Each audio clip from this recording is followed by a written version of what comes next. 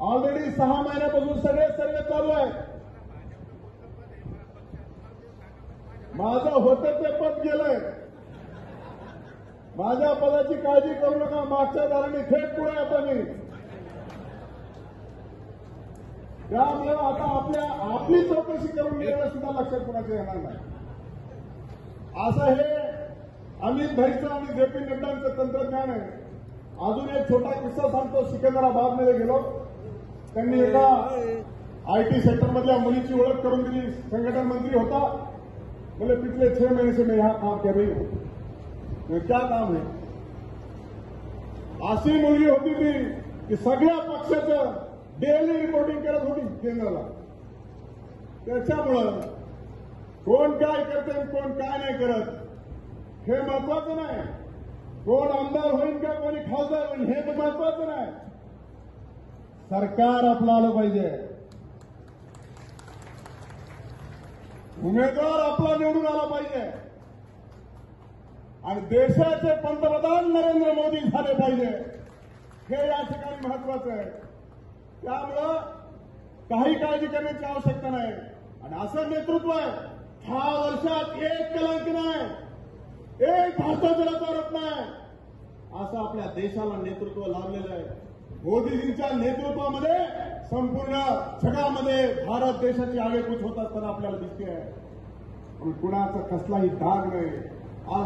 अतिशय स्वच्छ, निर्मळ, दुर्लक्षित अशा पद्धतीचं एक दूरदृष्टिकोन असलेलं नेतृत्व आपल्याला अनेक दशकानंतर मिळालेलं आहे. सर्वसामान्य माणसाच्या मध्ये आदरणीय नरेंद्र मोदीजींची जी क्रेज आहे, जो सन्मान आहे, गेल्याबरोबर मोदींचं नाव घेतल्याबरोबर शेवटचा माणूस टाळी वाजवल्याशिवाय राहतच नाही. त्यामुळे इथे कोण निवडून येणार, कोण उभा राहणार, कोण उमेदवारी मिळवणार हे महत्वाचं नाही. महायुतीचा खासदार झाला पाहिजे, महायुतीचे आमदार झाले पाहिजेत. तिकीट कुणाला मिळेल हे कोणालाच माहीत नाहीये. त्यामुळे या महायुतीच्या मेळाव्यातून आपण एकच संदेश घेऊन जाण्याची आवश्यकता आहे, एकच संकल्प करण्याची आवश्यकता आहे.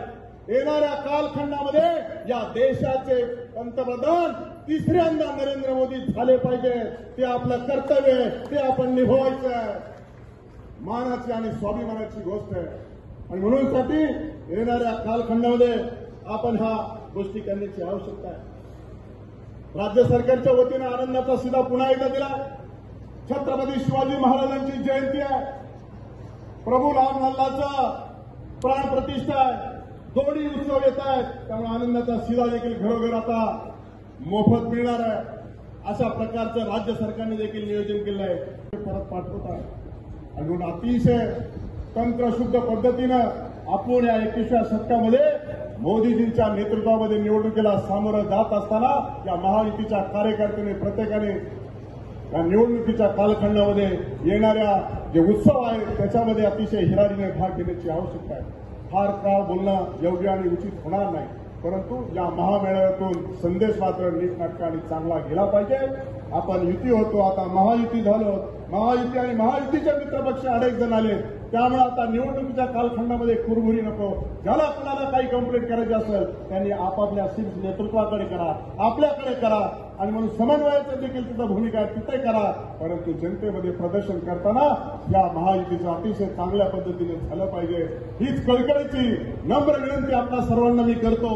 आणि 1-2-3 घोषणा देणार आहे, तेवढ्या माझ्या मागे घोषणा द्याव्या अशी आपल्याला विनंती करतो. नरेंद्र जी मोदी आप आगे बढ़ो.